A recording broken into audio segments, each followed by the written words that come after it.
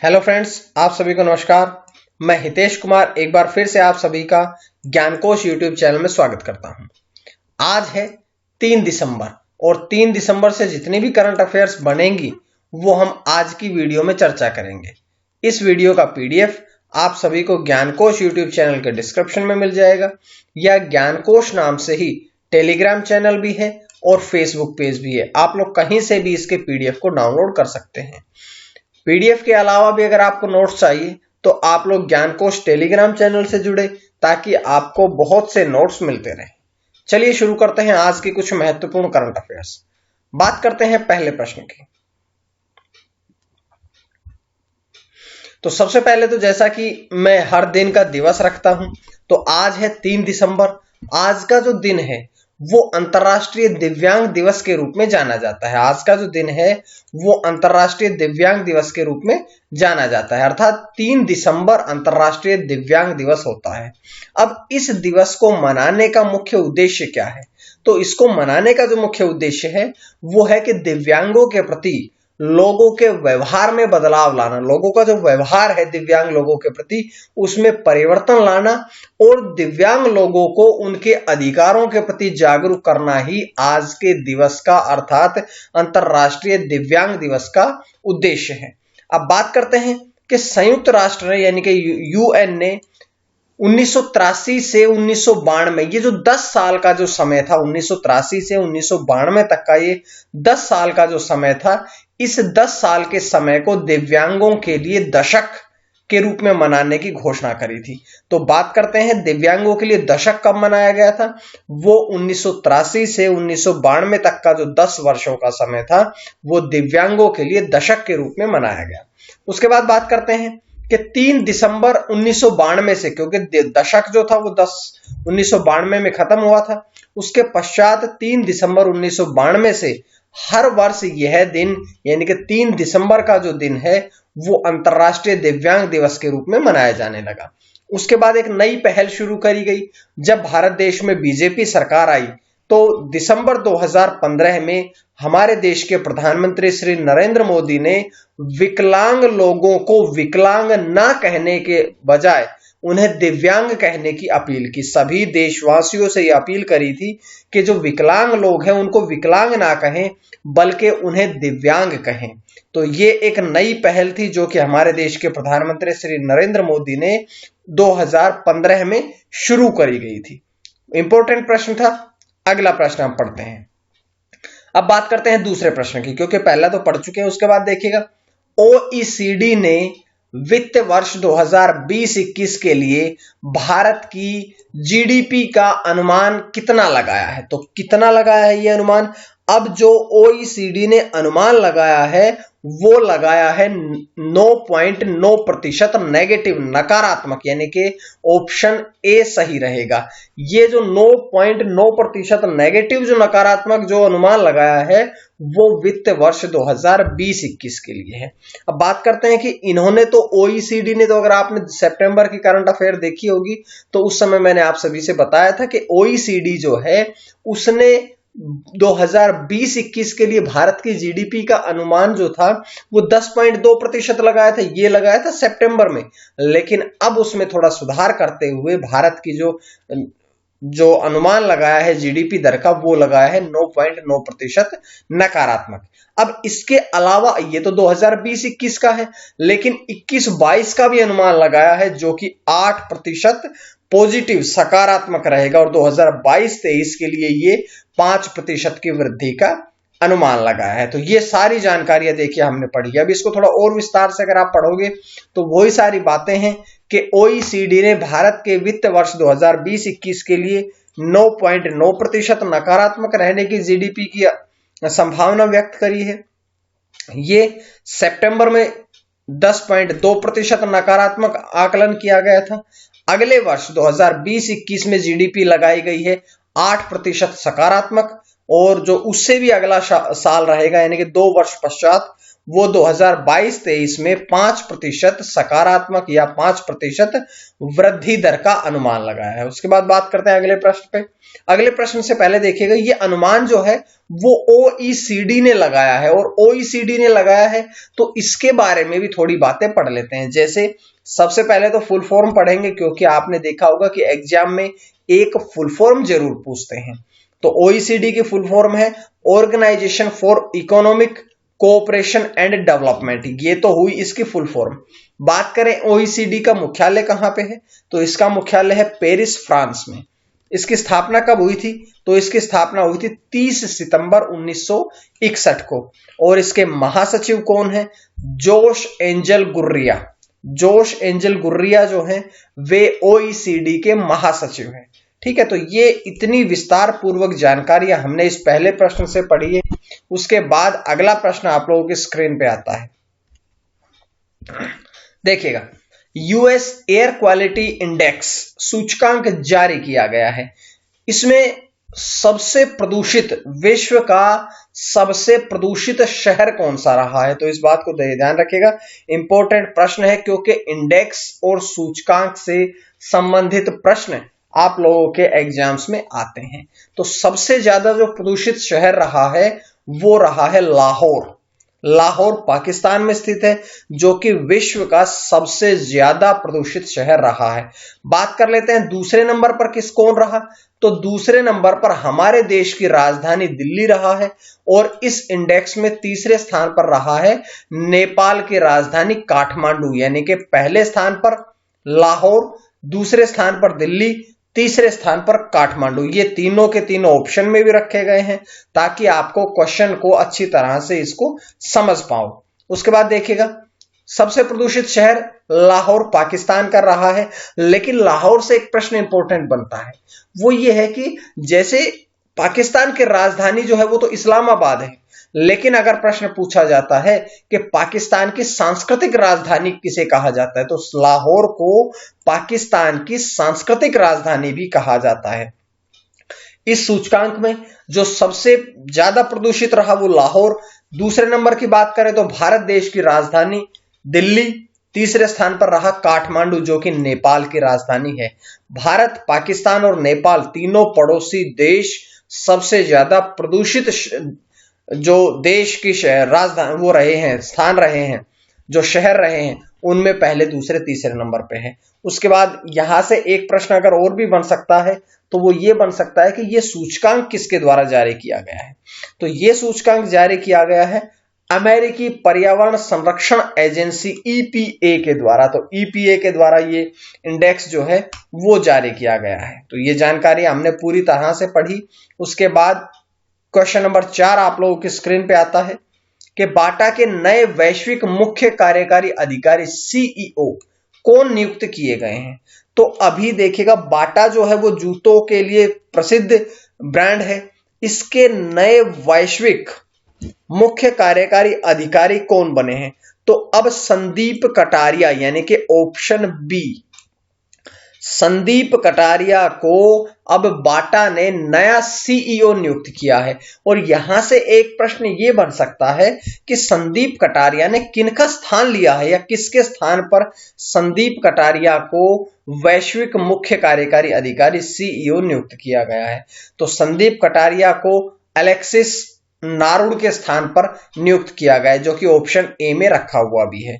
तो इस प्रकार से ये प्रश्न आपका क्लियर होता है। थोड़ी और जानकारियां पढ़ते हैं कि CEO बने हैं संदीप कटारिया, किसका स्थान लिया, एलेक्सिस नारुड़ का। और यहां से देखिएगा कि जो संदीप कटारिया हैं वे वर्ष 2017 में, यानी कि 3 वर्ष पहले 2017 में वे बाटा इंडिया के CEO बने थे। केवल इंडिया के बने थे, अभी वैश्विक यानी कि इंटरनेशनल लेवल के नहीं, बल्कि वो बाटा इंडिया के बने थे CEO। लेकिन अब उन्हें वैश्विक स्तर पर CEO नियुक्त कर दिया गया है। अब जैसा कि आपने यहां देखा होगा CEO, तो यहां इसकी फुल फॉर्म जरा सी पढ़ लेते हैं। CEO की फुल फॉर्म क्या होती है, चीफ एग्जीक्यूटिव ऑफिसर। अब बात करते हैं बाटा के बारे में। बाटा जूतों का ब्रांड है वैश्विक स्तर पर। अब इसका मुख्यालय कहां पे है, तो इसका मुख्यालय है लोजेल, स्विट्जरलैंड में, लोजेल स्विट्जरलैंड में इसका मुख्यालय है और इसकी स्थापना जो है वो 24 अगस्त 1894 में करी गई थी। तो इस प्रकार से ये जानकारियां इस प्रश्न से मिली और उसके बाद में ये जानकारियां हमने इससे संबंधित थोड़ी जीएस या थोड़ी सी अन्य जानकारियां प्राप्त करी। करंट अफेयर को पढ़ने का सिंपल तरीका है, साधारण तरीका है, आसान तरीका है कि आप लोग करंट अफेयर पढ़ें, उसके साथ साथ उससे संबंधित और भी जानकारियां प्राप्त करें। करंट अफेयर को रटने की आवश्यकता नहीं होती है। करंट अफेयर को जितना ज्यादा दोहरा सके, पढ़ सके, उतना इसको वन लाइनर के फॉर्म में पढ़ें आप ज्यादा से ज्यादा। उसके बाद अगला प्रश्न है कि द्वारे सरकार नामक अभियान किस राज्य द्वारा शुरू किया गया है? तो द्वारे सरकार नामक जो अभियान है ये शुरू किया गया है पश्चिम बंगाल सरकार के द्वारा, अर्थात ऑप्शन डी आपका सही है। ऑप्शन डी यानी कि पश्चिम बंगाल सरकार ने अब द्वारे सरकार नामक अभियान शुरू किया है। अब देखिएगा, आपको पता होना चाहिए कि अभी पिछले महीने जो थे हमारे देश में, या ऐसा कहें कि बिहार में चुनाव हुए थे, लेकिन अब अगले वर्ष 2021 में पश्चिम बंगाल राज्य में चुनाव होने हैं। इन चुनावों से पहले ये नया अभियान शुरू किया गया है। अगले महीने, अगले साल विधानसभा चुनाव से पहले ये एक व्यापक अभियान है और इसका अगर नारा पूछा जाए तो द्वारे सरकार नामक अभियान का नारा है जर देखने दरकार, आश्चर्य अपने द्वारे सरकार। ये इसका नारा है। अगर यहां से पढ़े कि द्वारे सरकार नामक योजना का अभियान का अर्थ क्या है, तो द्वारे सरकार का मतलब है कि आपके दरवाजे पर सरकार, आपके दरवाजे पर सरकार, ये द्वारे सरकार का अर्थ है।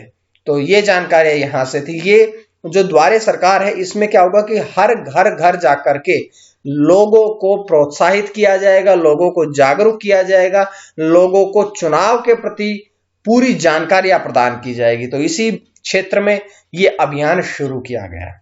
अगला प्रश्न, प्रश्न नंबर 6 कि किस बैंक ने RuPay JCB platinum contactless debit card launch किया है? देखिएगा, JCB platinum contactless debit card launch किया है। तो ये किसने लॉन्च किया है? ये लॉन्च किया है एसबीआई ने। एसबीआई अर्थात स्टेट बैंक ऑफ इंडिया, भारतीय स्टेट बैंक ने अब नया डेबिट कार्ड लॉन्च किया है जिसका नाम क्या रखा गया है? RuPay JCB platinum debit card. अब कॉन्टैक्टलेस क्यों कहा गया? क्योंकि ये संपर्क रहित डेबिट कार्ड है। ये डेबिट कार्ड संपर्क रहित है। ठीक है, थोड़ी जानकारी और पढ़ते हैं कि एसबीआई द्वारा लॉन्च किया गया ये संपर्क रहित डेबिट कार्ड है, क्योंकि कोरोना वायरस के कारण अब जितना ज्यादा हो सके आप लोगों के संपर्क में आने से बचें, मास्क लगा करके रखें, क्योंकि इसकी अभी तक कोई रेमेडी नहीं आई है, कोई दवा नहीं आई है पूरी तरह से जो इसको पूरी तरह से आपका इसका बचाव कर सकती है। तो आप लोगों के लिए एक ही सुझाव है, मास्क लगा कर रखें, कम से कम घरों से निकले और आप लोग एक सोशल डिस्टेंसिंग का पालन करें। अब अगर बात करते हैं इस डेबिट कार्ड के बारे में, तो जैसा बताया कि ये भाई संपर्क रहित है, इसके साथ साथ इसके कारण क्या होगा कि आप घरेलू बाजार में तो इस डेबिट कार्ड का प्रयोग कर सकेंगे, यानी कि इंडिया में तो इसका प्रयोग होगा ही, लेकिन इंडिया के बाहर भी, विदेशों में भी आप इस डेबिट कार्ड का प्रयोग कर सकेंगे। तो ये इसकी खास विशेषता है। अब ये देखिएगा कि ये शुरू किसने किया है, अभी तो बताया ना एसबीआई ने। तो एसबीआई की फुल फॉर्म पढ़ेंगे स्टेट बैंक ऑफ इंडिया। स्थापना कब हुई थी?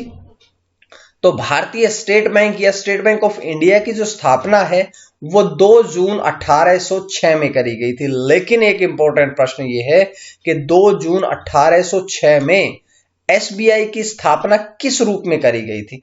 तो इसकी स्थापना करी गई थी बैंक ऑफ कोलकाता के रूप में, बैंक ऑफ कोलकाता के रूप में इसकी स्थापना करी गई थी। अब कोलकाता जो अब है इसका नाम उस समय कलकत्ता हुआ करता था। जैसे जो आज वर्तमान में मुंबई है इसका प्राचीन नाम बॉम्बे था, जो वर्तमान में चेन्नई है इसका नाम प्राचीन नाम मद्रास हुआ करता था। इसी प्रकार से कोलकाता का प्राचीन नाम कलकत्ता होता था। अब बात करते हैं एसबीआई के अध्यक्ष कौन है। बहुत इंपॉर्टेंट प्रश्न, क्योंकि उनकी नियुक्ति पिछले ही महीने करी गई है। तो दिनेश कुमार खारा एसबीआई के अध्यक्ष हैं। और बात कर लेते हैं कि मुख्यालय कहां है, तो एसबीआई का मुख्यालय है मुंबई, महाराष्ट्र में। पूरी तरह से जानकारी आप लोगों के सामने आ गई है। उसके बाद अगला प्रश्न है कि छत्तीसगढ़ के मुख्य सचिव किसे नियुक्त किया गया है, या छत्तीसगढ़ के मुख्य सचिव कौन नियुक्त किए गए हैं। तो छत्तीसगढ़ के जो मुख्य सचिव है वो नियुक्त किए गए हैं अमिताभ जैन, यानी कि आपका ऑप्शन ए सही रहेगा। ऑप्शन ए सही है। तो आपने एक बात और पढ़नी है कि अमिताभ जैन की तो नियुक्ति कर दी, लेकिन किसके स्थान पर करी गई, अब उनकी नियुक्ति करी गई है राजेंद्र प्रसाद के स्थान पर। अमित जैन को राजेंद्र प्रसाद के स्थान पर अब छत्तीसगढ़ राज्य का मुख्य सचिव नियुक्त कर दिया गया है। उसके बाद इस प्रश्न से और थोड़ी जानकारियां पढ़ते हैं। जैसे कि अमिताभ जैन जो हैं वे 1987 बैच के आईएएस अधिकारी हैं। उसके बाद स्थान किनका लिया, राजेंद्र प्रसाद का लिया। और एक प्रश्न और कि अमिताभ जैन अभी तो मुख्य सचिव बने हैं, लेकिन इससे पहले वे किस पद पर कार्यरत थे, तो इससे पहले वे जल संसाधन विभाग के अलावा के अतिरिक्त प्रभार के साथ साथ अतिरिक्त मुख्य वित्त सचिव के रूप में भी कार्यरत थे। यहां से जानकारी इंपॉर्टेंट थी। अगला प्रश्न आप लोगों के लिए स्क्रीन पे आता है कि किस राज्य में एक मुश्त बिजली बिल निपटान योजना, एक मुश्त यानी कि एक साथ बिजली बिल निपटान योजना का शुभारंभ किया गया है। तो एक साथ बिजली बिल निपटान योजना का शुभारंभ किस किस शहर में किस राज्य में किया गया है, तो यह किया गया है गोवा में। गोवा राज्य में अब एक नई योजना का शुभारंभ किया गया है, जो है एक मुश्त बिजली बिल निपटान योजना। अब जैसा कि नाम से ही पता होगा कि एक मुश्त का मतलब यह है कि जिन लोगों के पिछले बकाया बिल है वे अब बिना किसी एक्स्ट्रा चार्ज के एक साथ सारे पैसे जमा कर दीजिएगा। आपका जो एक्स्ट्रा चार्ज लगता है वो आपका माफ कर दिया जाएगा। गोवा राज्य में शुरू किया गया है। और अगर पूछा जाता है कि गोवा में किसके द्वारा शुरू किया गया, तो गोवा के मुख्यमंत्री प्रमोद सावंत के द्वारा इस योजना का शुभारंभ किया गया है। इस पावर में क्या होगा कि इस पावर सेटलमेंट स्कीम के तहत विलंबित भुगतान शुल्क को पूरी तरह से हटा दिया जाएगा, यानी कि जो आपसे लेट फीस चार्ज कर दी जाती है कि बिल ना भरने के कारण जो आपसे लेट फीस ली जाती है वो पूरी तरह से हटा दी जाएगी और एक साथ पूरी राशि भुगतान करनी पड़ेगी। तो ये लोगों के ऊपर जो एक्स्ट्रा बर्डन होता है वो हट जाएगा इससे। अगला प्रश्न आप लोगों के लिए है, बाल सुलभ पुलिस स्टेशन का शुभारंभ कहां पर किया गया है। बाल सुलभ नाम से पता होना चाहिए। बाल सुलभ के बच्चों के लिए जो सुलभ रहे पुलिस स्टेशन, इसका शुभारंभ कहां किया गया है, इसका शुभारंभ किया गया है पुणे में। पुणे शहर में अब बाल सुलभ पुलिस स्टेशन का शुभारंभ किया गया। अब देखिएगा यहां से मैं थोड़ा बताता हूं आपको कि बहुत बार आपने देखा होगा कि कम उम्र के बच्चे किसी अपराध के कारण या कानूनी अवैध तरीके से कोई कार्य करने के कारण उन्हें जेल में डाल दिया जाता है या बाल सुधार गृह में भेज दिया जाता है। तो ऐसी स्थिति में उन सभी के लिए बाल सुलभ पुलिस स्टेशन का शुभारंभ किया गया है, ताकि वो अपनी गलत आदतों को छोड़ करके सही दिशा में प्रयास करें, जो अब तक गलतियां हुई है उन गलतियों को सुधार करें, जीवन को सुखद और सही दिशा में मोड़ने का प्रयास करें। अब इसका उद्देश्य क्या है, तो बाल सुलभ पुलिस स्टेशन का मतलब उद्देश्य यह है कानूनी रूप से अपराधी बच्चों को अनुकूल वातावरण प्रदान करना, क्योंकि अगर उनको अनुकूल वातावरण प्रदान किया जाएगा तो वे बच्चे आगे चल करके अपने कैरेक्टर को, अपने व्यक्तित्व में सुधार करेंगे और सही दिशा में बढ़ने की तरफ अग्रसर हो सकते हैं। अब बात कर लेते हैं कि पुणे पुलिस ने किसके साथ मिलकर के ये इसका शुभारंभ किया है, तो पुणे पुलिस ने होप फॉर चिल्ड्रन फाउंडेशन के साथ मिलकर के इस नए बाल सुलभ स्टेशन का शुभारंभ किया है। अंतिम प्रश्न आप लोगों के लिए आया है कि ग्रीन चारकोल हैकथॉन किसके द्वारा लॉन्च किया गया। तो सबसे पहले तो मैं बताता हूं कि ग्रीन चारकोल हैकथॉन लॉन्च किया गया है। अब इसके प्रश्न में आप लोगों के सामने 4 ऑप्शन है कि ये किसके द्वारा लॉन्च किया गया है। तो ये लॉन्च किया गया है आर.के. सिंह के द्वारा। आर.के. सिंह ने अब ग्रीन चारकोल हैकथॉन लॉन्च किया है। इसका उद्देश्य क्या है कि खेत के अवशेषों को हरे चारकोल में बदलने के लिए नए तरीकों पर ध्यान केंद्रित करना ही ग्रीन चारकोल हैकाथॉन का मुख्य उद्देश्य है। तो ये थी आज की कुछ महत्वपूर्ण करंट अफेयर्स। उम्मीद है आप सभी को पसंद आई होगी, और अगर आप सभी को करंट अफेयर्स पसंद आई तो आप लोग ज्ञानकोश यूट्यूब चैनल को सब्सक्राइब कर लीजिएगा, ताकि आपको डेली इसी प्रकार से करंट अफेयर्स मिलती रहे। मां सरस्वती की कृपा आप सभी पर बनी रहे। आप सभी का बहुत बहुत धन्यवाद।